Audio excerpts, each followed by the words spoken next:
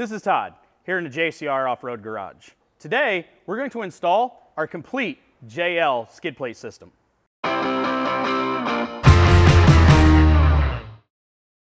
This is our full JL skid plate system. It includes an engine, transfer case, and fuel tank. We are going to be installing all of them today, but they are available separately. We're going to start out with the engine skid plate. To start, we're going to remove this cross member. Up next, we're going to install the side plates. You're going to use the standard hex head bolts with a flat washer on each side, a lock washer, and a regular nut.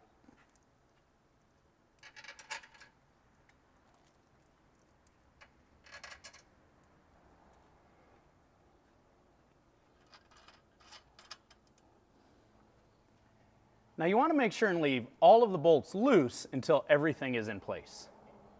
Next, we're going to lift the actual skid plate into place. If you're doing this on the ground, a floor jack with a block of wood works very well for raising it up.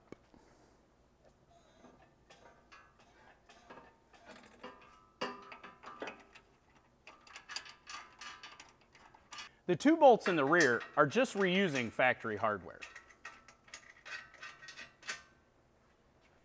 And now we're going to attach the front braces to the skid plate.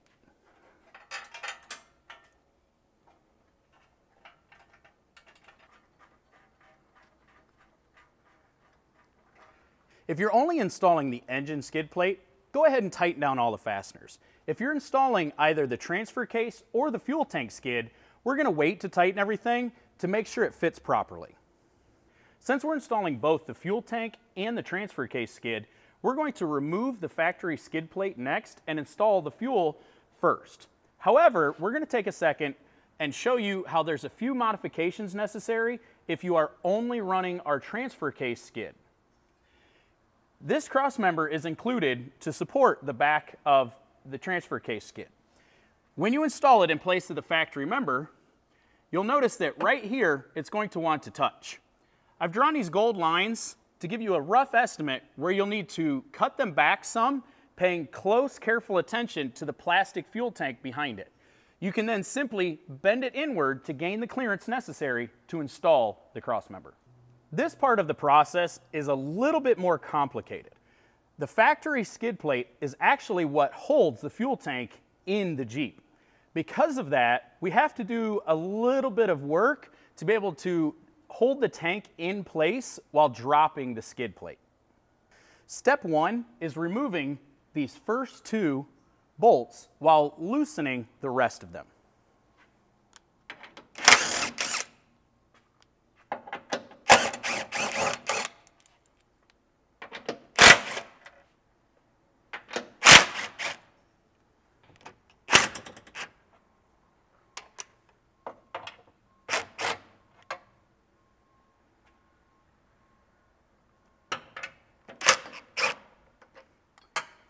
The object is to give yourself enough room to operate while not fully removing the skid plate yet.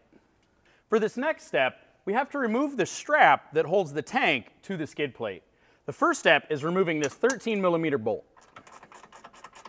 Next, we have to carefully remove this strap from the skid plate. To be able to remove the strap, you're going to need to remove the bolt and lower it down considerably to be able to give yourself enough room to get around it.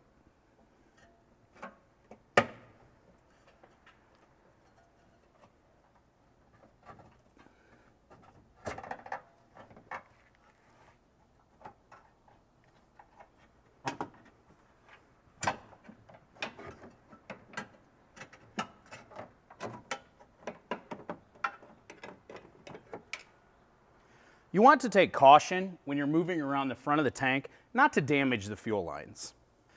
For this next step, you're going to need two ratchet straps.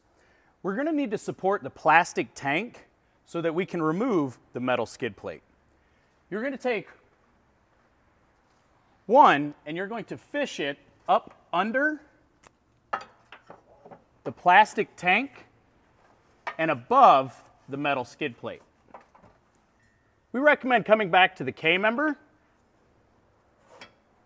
for the farthermost. For the front strap, we recommend going in and just wrapping it around the drive shaft for a short period. Now ideally, to make this easiest on yourself and safer, you're going to want as little fuel in the tank to make it as light as possible.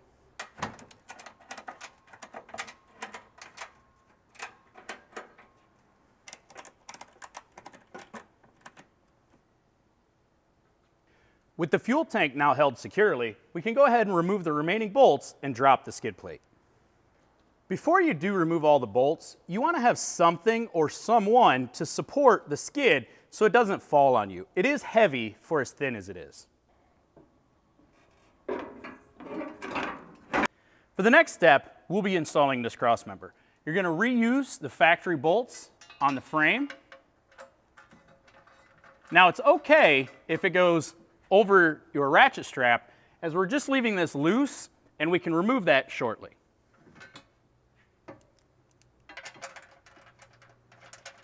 Because the skid plates go on underneath this, we can go ahead and remove the ratchet strap and use this cross member as support for our fuel tank at this point.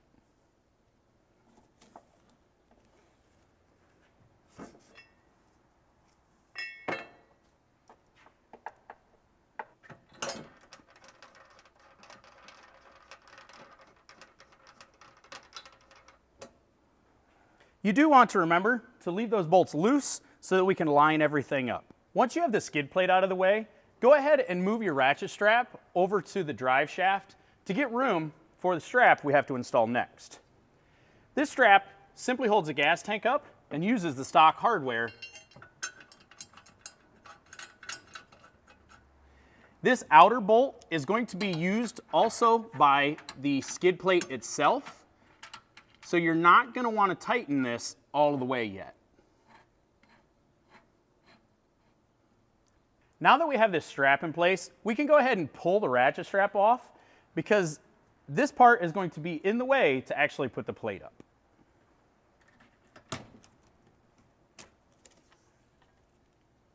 The next step is physically installing the actual skid plate.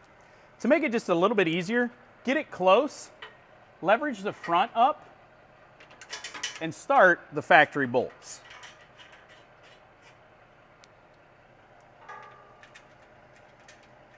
Before lifting the skid plate into place, attach the two rear brackets with the angles facing outwards. The next step is removing the bolt off from the strap. Go ahead and put it back through on the outside and lift the whole assembly into place and start the bolt. For the next step, we'll be installing these brackets on the frame with the factory hardware.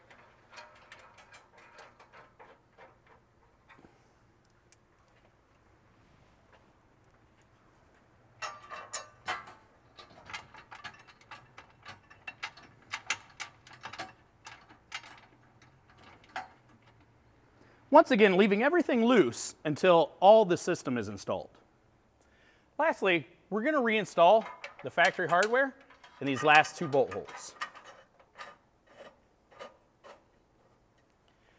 If this was all you were installing, you could go ahead and run the bolts tight. Since we still have the transfer case skid to put in, we're going to go ahead and leave them loose. To install the transfer case skid, you're going to want to start out by installing the factory bolt through the cross member loosely.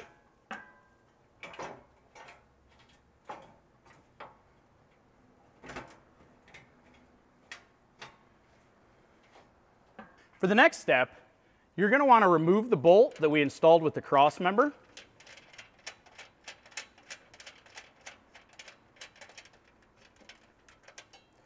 Put it through your skid.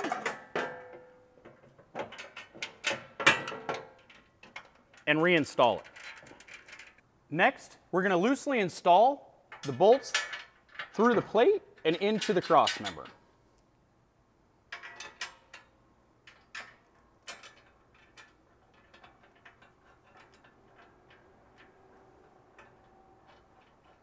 Now, because this is a 4-door, there is a gap in between the cross member and the skid plate.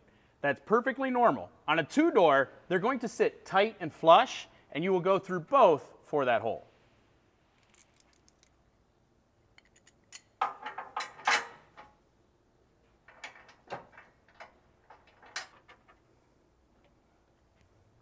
The reason we left everything loose is these three pieces actually interlock along the cross member. Now to get them to fit properly, we recommend starting with the transfer case as it's right here in the middle.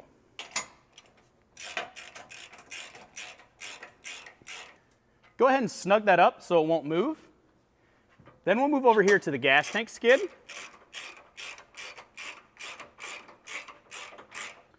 And we finish with the engine cross member. Next, we're going to go through and tighten down all of the factory hardware on the gas tank skid plate.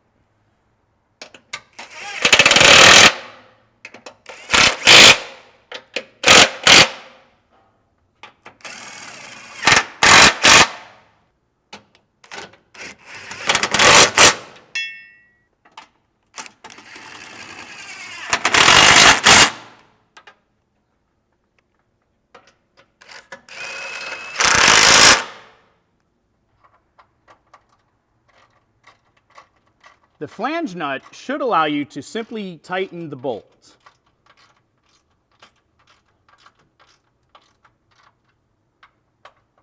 Next, we're going to go ahead and tighten these front brackets to the skid plate.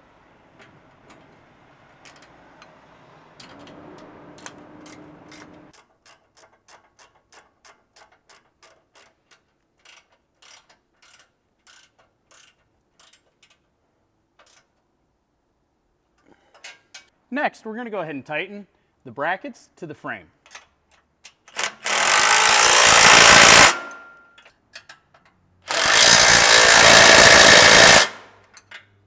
Now we're going to go ahead and tighten all of these bolts.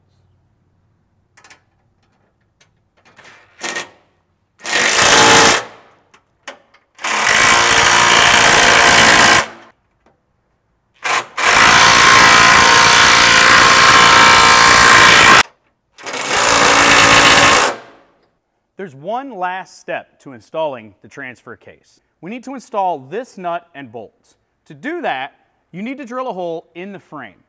Once you have everything up and tight, go ahead and drill a 1/2-inch hole somewhere in this slot. Once you have the hole drilled, you're going to insert your flag nut down through the frame.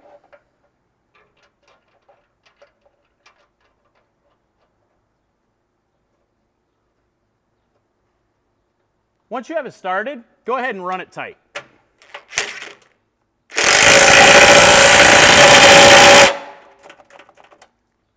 That's how you install the JCR Off-Road JL skid system.